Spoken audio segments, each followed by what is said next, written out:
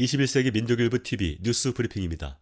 오늘은 총 5편의 뉴스를 준비했습니다. 2월 2일 첫 번째 소식입니다. 중국 관영 매체 영국이 쿼드편에 서는 것은 어리석은 일. 중국 관영 매체 글로벌 타임스는 1월 31일 영국의 쿼드 협력체 가입 문제를 경고하고 나섰다. 저널리스트 루 유안지는 글로벌 타임스에 게재한 글에서 런던이 최근 베이징에 대해 점점 더 강경한 입장을 보이고 있다면서 G7 등에서 중국을 고립시키려고 하고 있다고 지적했다.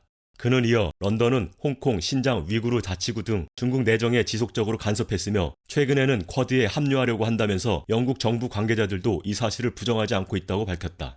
영국 기반 싱크탱크인 폴리시 익스체인지는 영국이 브렉시트 후 국제문제 개입력을 높여 소외되는 것을 방지하며 나아가 위대한 강국으로서의 지배력을 되살리기 위한 움직임을 보일 걸로 예견했다.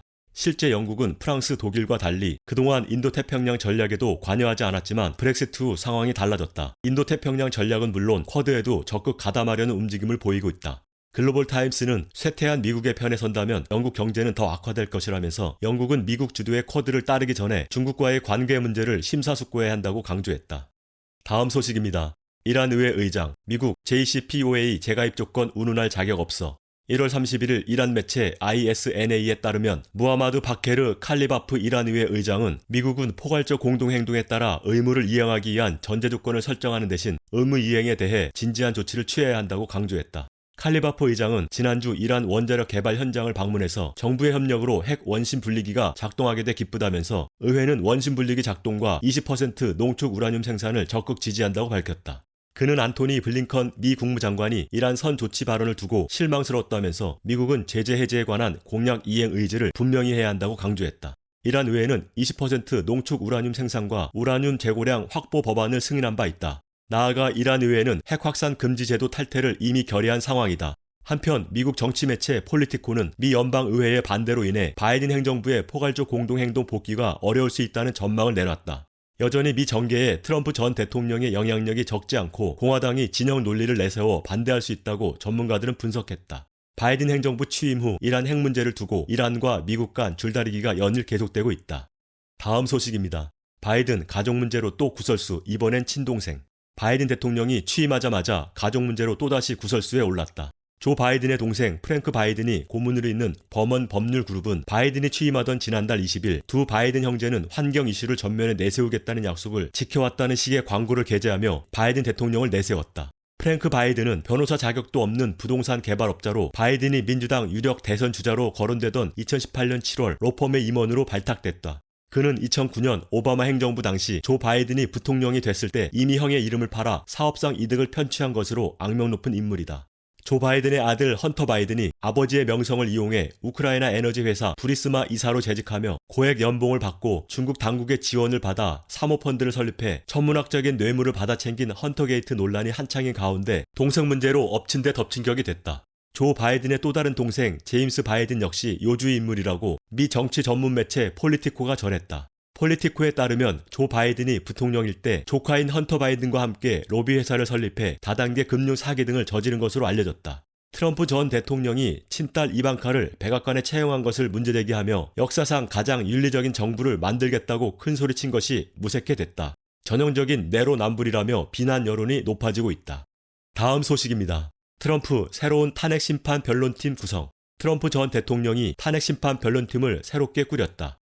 트럼프 측은 지난달 31일 데이비드 션 변호사와 펜실베이니아 검찰총장 출신 브루스 카스트로 주니어 변호사를 변론팀의 새 리더로 선임했다고 밝혔다. 트럼프 측은 보도자료를 통해 새롭게 합류한 2명의 변호사가 팀을 이끌 것이며 션 변호사는 트럼프를 비롯해 팀의 자문위원들과 공조해온 인물이라고 전했다. 션 변호사는 트럼프 전 대통령과 미국 헌법을 대리하게 돼 영광이다라는 성명을 발표했으며 카스트로 변호사는 탄핵 심판이 미국 헌법의 강건함을 시험하게 됐다면서 언제나 그랬듯 당리당략을 뛰어넘어 승리할 것이라고 강조했다. 변론팀은 8일까지 변론 노지를 제출하고 9일부터 변론에 들어가게 된다. 기존 변론팀에 소속된 5명의 변호사들이 전원 사임한 뒤 하루 만에 새로운 팀을 구성했으나 탄핵 심판까지 불과 9일밖에 남지 않아 시간이 빠듯하다. 새로운 변론팀이 퇴임 대통령에 대한 탄핵은 위헌이라는 기존 입장을 고수할지 새로운 논리를 내세울지 귀추가 주목된다. 마지막 소식입니다. 바이든 행정부 코비드-19 백신 공급 정책 차질. 지난달 30일 미 정치 전문 매체 폴리티코는 출범 10일째에 접어든 바이든 행정부가 여전히 백신 공급 현황 파악에 시간을 지체하고 있다고 보도했다. 미 질병통제예방센터에 따르면 이날 기준으로 연방정부에서 배급을 마친 백신은 4,900만 회분이지만 실제 접종이 완료된 물량은 2,700만 회분에 그친다. 폴리티코는 접종 완료 후 데이터 입력을 기다리고 있는 200만 회분을 제외하고 나머지 2천만 회분의 행방이 묘연하다고 덧붙였다. 로시엘 월렌스키 CDC 국장은 지난달 28일 앞으로 일주일간 우리 업무 대부분은 운송 중인 백신의 정확한 위치와 접종 일자를 파악하는 것이라고 밝혔다.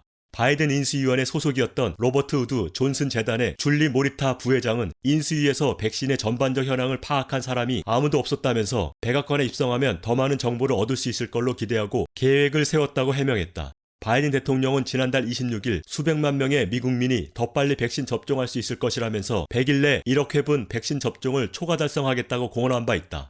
백신 부작용, 변종 바이러스 창궐 등 새로운 변수가 터져 나오는데 백신 현황 파악조차 못하고 있는 바이든 행정부의 백신 접종 전략에 전면 재검토가 불가피해 보인다. 코비드19 팬데믹으로 트럼프를 비난하는 데 열을 올렸던 바이든의 코비드19 정책에 벌써부터 적신호가 켜졌다. 2월 2일 뉴스 브리핑 마칩니다.